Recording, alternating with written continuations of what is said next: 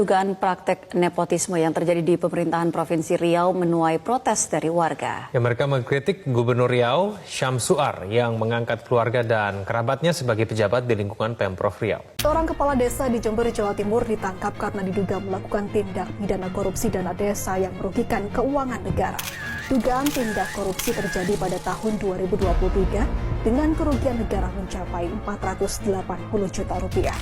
Hakim Agung nonaktif Ghazal Basaleh didakwa jaksa KPK menerima gratifikasi terkait perkara kasasi kasus pengelolaan limbah B3 tanpa izin dan melakukan tindak pidana pencucian uang.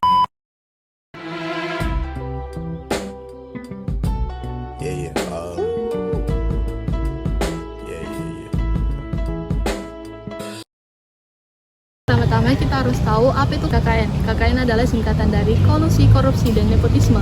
Nah, yang pertama adalah kolusi, merupakan kerjasama antara pejabat dan pihak lain yang bertujuan tidak jujur dan merugikan kepentingan lain. Yang kedua adalah korupsi.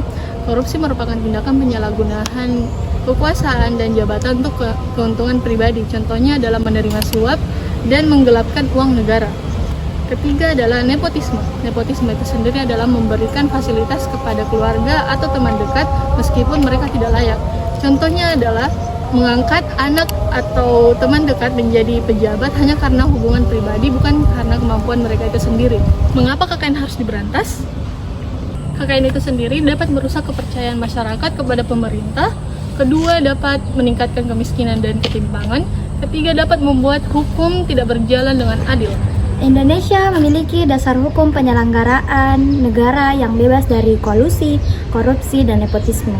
Dalam Undang-Undang Nomor 31 Tahun 1999 tentang Pemberantasan Tindak Pidana dan Korupsi. Yang kedua, TAP MPR Nomor 11 Tahun 1998 mengamanatkan pemerintahan yang bebas dari kolusi, korupsi, dan nepotisme. Ciri-ciri penyelenggaraan negara yang bebas dari kolusi, korupsi, dan nepotisme. Yang pertama itu pemerintahan yang terbuka dalam memberikan setiap informasi. Yang kedua, setiap pejabat harus bertanggung jawab atas keputusannya. Yang ketiga, setiap orang harus diperlakukan sama di depan hukum. Yang keempat, pejabat bekerja sesuai aturan dan bukan karena tekanan dari luar. Dan yang terakhir atau yang kelima itu aparatur negara tidak menyalahgunakan jabatan. Selanjutnya di sini ada lembaga yang bertugas untuk memberantas KKN. Yang pertama itu ada KPK. KPK di sini bertugas memberantas korupsi yang besar dan memiliki wewenang untuk menyelidiki dan menuntut kasus korupsi. Yang kedua itu ada kejaksaan. Kejaksaan di sini menyidik dan menuntut kasus pidana termasuk korupsi serta dia bekerja sama dengan KPK. Yang ketiga di sini ada polisi.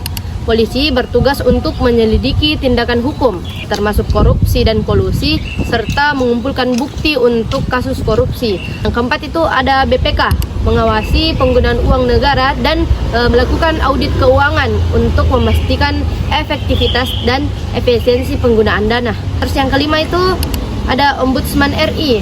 Ombudsman RI di sini menerima laporan masyarakat tentang pelayanan publik yang buruk atau penyalahgunaan jabatan.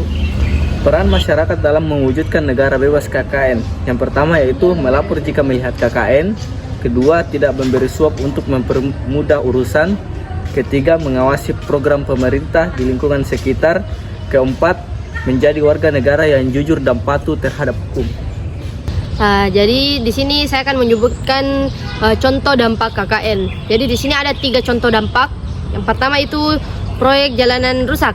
Korupsi dana proyek menyebabkan jalanan yang tidak dibangun dengan baik dan cepat rusak. Yang kedua itu ada penerimaan pegawai yang tidak adil. Nepotisme menyebabkan pegawai yang tidak kompeten mendapatkan pekerjaan karena hubungan keluarga atau kenalan. Yang ketiga di sini ada pelayanan publik lambat. Korupsi menyebabkan pejabat lebih mengutamakan kepentingan pribadinya daripada masyarakat sehingga pelayanan publik menjadi lambat dan tidak efektif.